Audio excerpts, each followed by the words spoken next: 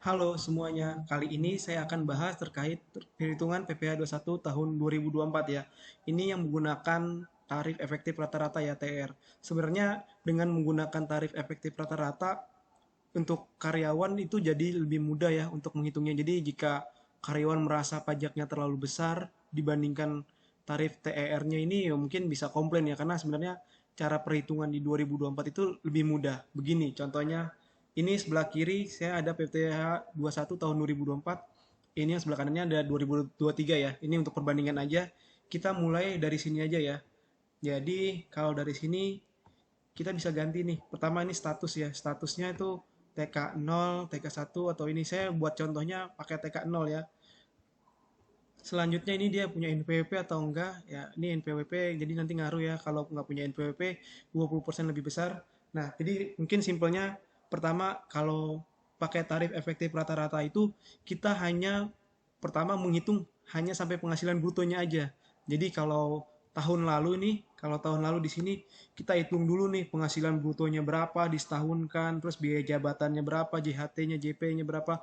Nah, untuk di 2024 kita tidak perlu repot-repot menghitung untuk pengurangnya ya. Jadi hanya penghasilan brutonya aja. Jadi gaji karyawan, lembur, THR, JKM, bonus itu yang jadi penghasilan brutonya itu ditambahkan aja itu nanti langsung dapat kita hasil pajaknya. Jadi sebenarnya sudah sangat mudah ya. Jadi contohnya gini, gaji karyawan ini 8 juta. Lemburnya kita anggap nol ya. THR-nya juga mungkin kita anggap nol. Ini untuk JKM ya. Ini yang BPJS Tenaga Kerja yang untuk jaminan kematian biasanya 0,3%. Ini juga bisa kalian sesuaikan ya kalau di kantor kalian pakainya berapa, tapi biasanya kalau ini 0,3 kalau nggak salah ya.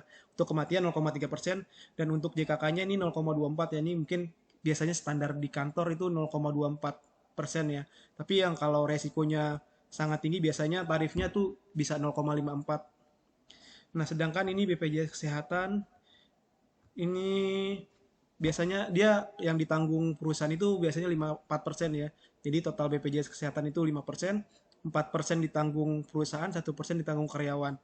Kalau untuk JKM dan JKK ini full biasanya ditanggung sama perusahaan. Jadi semua benefit yang didapatkan karyawan itu dimasukkan sebagai penghasilan bruto, walaupun nantinya ini akan dikurangi lagi di pengurangnya karena atas JKK, JKM, dan BPJS Kesehatan ini nanti kan akan dibayarkan sama perusahaan untuk ke BPJS-nya ya. Jadi ini juga untuk perhitungan PPh 21 ini dimasukkan sebagai penambah. Walaupun nanti realnya di kreditnya dia ada pengurangnya juga terkait nilai yang sama ya.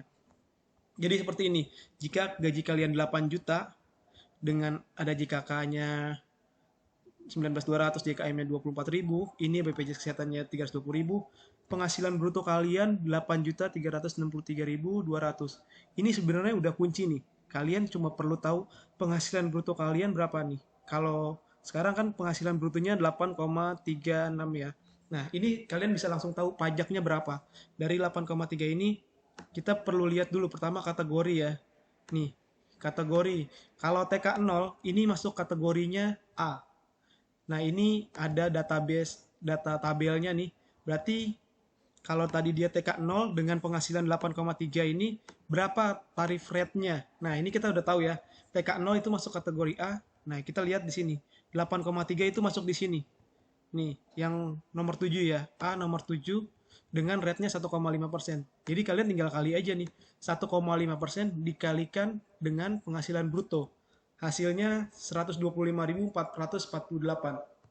Jadi dengan gaji kalian 8 juta, itu pajak mungkin di bulan Januari atau Februari dengan nggak ada penambahan ya pasti segini nih. Kalau gaji kalian nambah juga nih bisa diganti ya, tinggal diganti aja. Gajinya 10 juta, TK-nya 0, ini 10.454. Kita bisa lihat lagi, 10.454 itu di kategori mana? Nih ya, 10.454. Nah, ini ya. Kategorinya di A yang 11, 2,5%. Jadi tinggal kali aja.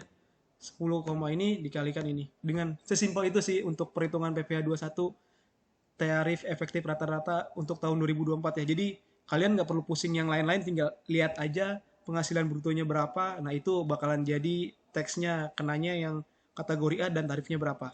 Selanjutnya nih, mungkin kemarin kita ada THR ya di bulan Maret. Banyak mungkin yang nggak tahu juga ya perhitungannya kayak gimana. Nah, sebenarnya sama aja.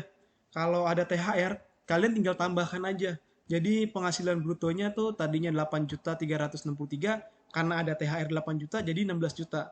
Kalian lihat lagi tabelnya. 16 juta berapa, sorry.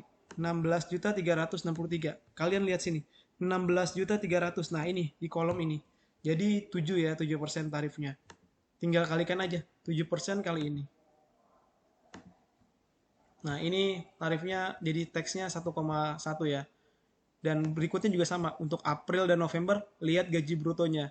Sedangkan perbedaannya kalau untuk tarif efektif rata-rata di 2024 itu saat karyawan resign atau pada saat masa terakhir di bulan Desember, itu semuanya diakumulasi. Semuanya diakumulasi, jadi ya mungkin kalau Januari sampai November kalian belum resign, ya caranya gampang, pakainya tarif efektif rata-rata, ya udah simpel itu. Dengan lihat gaji brutonya, tinggal dikali lihat rate-nya kena yang berapa, ya udah kalikan aja. Tapi untuk yang Desember, periode penutupan buku atau pas saat kalian resign, itu dihitung ulang.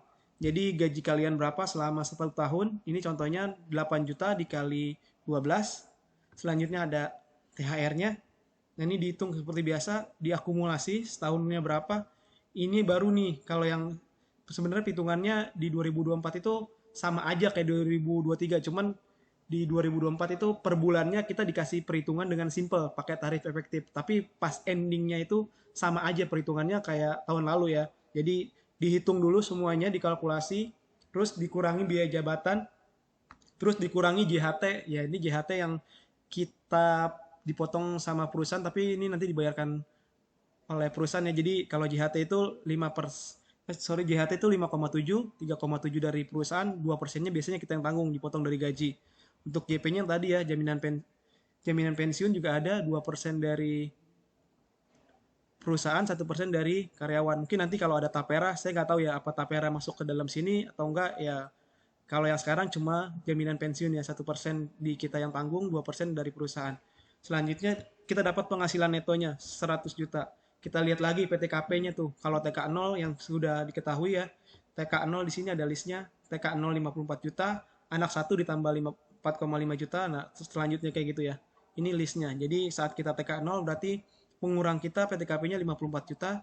Nah, selanjutnya disebut PKP ya, penghasilan kena pajak. Jadi 46 juta. Nah, baru nih, dari 46 juta ini kita kenakan tarif pajaknya ya. Jadi kalau yang pernah didengar juga kan 0 sampai 60 juta itu tarifnya 5%. Nah, ini 60 sampai 250 juta 15%. Nah, ini karena kita 46 juta berarti tarifnya 5%. Nah, kalau dikalikan 5% dari 46 juta itu 2,3. Nah, selanjutnya kalau di Desember kita akumulasi dulu nih. Pada saat kita sudah bayar nih dari Januari, Februari, Maret sampai November, ini akumulasinya ya sekitar 2,3. Sedangkan pajak kita 2,3. Jadi ada kelebihan bayar nih. Jadi pas nanti saat kalian Desember, itu pajak kalian jadinya minus. Jadi kalau di slip gaji kita biasanya untuk mengurangi, ini jadinya untuk menambahkan penghasilan karena kita ada kelebihan bayar. Kelebihan bayar ini terjadi ya karena pakai tarif efektif rata-rata ya. Jadi ya ini bisa jadi ada kemungkinan jadi lebih bayar ataupun bisa jadi kurang bayar karena ini cuma pakai tabel ya. Jadi ini contoh dia perhitungan pakai tabel ini, bisa jadi nantinya di Desember kita kurang bayar ataupun lebih bayar. Ini tergantung situasi dan ini aja penghasilannya ya. Jadi pada saat ini dengan gaji 8 juta ini kemungkinan besar di Desember kita ada lebih bayar 96.000. Jadi pas Desember itu kita nggak bakalan dipotong 125.000 seperti biasanya nih. Jadi kita malah dapat duit balikan cashbacknya 96.904. Nah, kalau kalau kalian mau bandingkan lagi dengan yang tahun 2023 ini nih. Tahun 2023 sebenarnya seperti ini ya. Contohnya kayak gini, 8 juta gajinya, terus disetahunkan dulu, biaya jabatannya berapa, terus dikalkulasikan PKP-nya jadi 38 juta, ini kena pajaknya sebulannya 160.000. Nah, dari 160.000 itu beda ya, di sini 125. Nah, ini juga pas THR juga, dia pas di THR dia juga lebih kecil ya. Kalau di THR-nya, ini kebalikan ya. Kalau pajak bulanannya dia sebulannya 160.000 dengan pakai tarif efektif rata-rata 125.000. Sedangkan pada saat dia terima THR, nah ini pajak sebulannya 555.000. Sedangkan pakai tarif efektif rata-ratanya 1,1. Nah, sebenarnya pas di endingnya di Desember juga sama. Dia dikalkulasi lagi, nanti dicek lagi nih. Nah, sedangkan kalau pakai hitungan 2023 pada saat Desember ini yang udah kita bayarkan tuh 2,1, sedangkan pajaknya juga sama ya 2,3. Jadi pada saat Desember kalau pakai hitungan yang lama itu pasti kita masih kurang bayar 145.000. Sedangkan kalau pakai tarif efektif rata-rata itu kita masih ada kelebihan bayar 96.000. Sebenarnya yang 2023-nya kita nggak perlu bahas bahas mendalam ya, cuman buat buat kesimpulan aja sebenarnya pajak PPh 21 itu tahun 2023 dan 2024 sebenarnya secara full totalnya itu sama. Cuma perbedaannya di 2024 kita pakai tarif efektif rata-rata yang mempermudah ya setiap bulannya. Kalau kalian mau hitung ya tinggal lihat aja gaji pokoknya, lembur ya, THR, JKK, JKM yang ditanggung sama perusahaan, BPJS Kesehatan, itu bakal jadi penghasilan bruto dan tinggal lihat aja kategorinya A, B, C, dan dilihat rate-nya. Kalau sudah ya tinggal hitung aja pajaknya berapa. Nah, terus sama endingnya ya, terakhir kalau pada saat dia resign ataupun di bulan terakhir ya tinggal dikalkulasi lagi aja. Nah, sebenarnya ya sama aja nih. Kalau kita lihat di 2024 pajak selama Januari sampai Desember itu 2,3 dan ini di 2023 juga sama. Cuman perbedaannya yang udah kita bayar di 2024-nya itu 2,3 nih dari Januari sampai November. Jadi kita ada kelebihan bayar. Nah, kalau ini pakai perhitungan lama kita masih ada kurang bayar. Tapi secara total yang kita hitung pajaknya totalnya itu 2,3. Jadi intinya gitu ya. Jadi kalau ada persepsi bilang 2024 pajaknya lebih besar, ya ini lebih besar dari segi pas THR-nya dia lebih besar karena kita pakai tarif efektif rata-rata. Tapi kan pas bulanannya ininya kita 125.000 sedangkan yang sebelumnya 160.000. Tapi secara total sebenarnya sama aja. Jadi intinya kayak gitu. Jadi poinnya untuk pajak PPh 21 2024 cuma kalian lihat aja nih. Kalau dia di sini tinggal lihat aja gajinya berapa, lembur, ya udah tinggal lihat kategorinya A, B, C dan dia masuk rate-nya berapa karena lihat dari penghasilan bruto. Yang bawa-bawanya kalian nggak perlu pikirin, tinggal di sini aja. Mungkin kalau resignnya di November di bulan Juni ya tinggal dikalkulasi lagi aja sama seperti yang di Desember ini. Nanti dilihat kekurangannya berapa. Sebenarnya sama yang di terkait tahun 2023 juga kayak gitu. Pas dia resign ya dikalkulasi pajaknya lebih atau kurang, ya baru nanti dihitung. Dan ini harusnya kalau pakai 2024 juga yang 96 ribunya ini harus dikembalikan ya kalau kalau yang benar ya seharusnya kayak gitu. Mungkin itu aja. Semoga membantu dan filenya bisa di-download, boleh dicoba aja gaji kalian berapa ya tinggal lihat benar atau enggak pajak yang kalian dipotong sama perusahaan ya kalau enggak kalian bisa komplain. Kalau mau coba tanya-tanya terkait kok kenapa dipotongnya lebih besar ya coba aja di WA nanti siapa tahu bisa ketemu jawabannya kenapa dia lebih besar. Karena seharusnya dengan pakai tarif efektif rata-rata di tahun 2024 ini nggak ada tuh perbedaan perhitungan antara yang perusahaan hitung dengan yang karyawan hitung dengan manual seperti ini ya. Oke, kurang lebihnya itu aja. Terima kasih.